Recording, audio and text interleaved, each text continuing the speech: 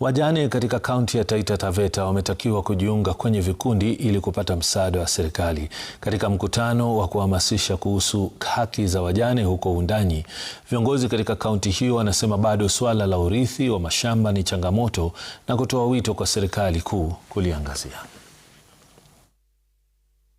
Wajane katika hii kaunti ya Taita Taveta wanapitia changamoto si haba, ambayo wanapitia, kwa mfano wanapitia dhuluma dhidi ya kijinsia, wanakuwa discriminated, wanabaguliwa, na pia wanakuwa disinherited na hawezi inherit property ambayo mabwana zao walikuwa nayo. Tuko na programs za kina mama wote ambayo pia inajumuisha wajane.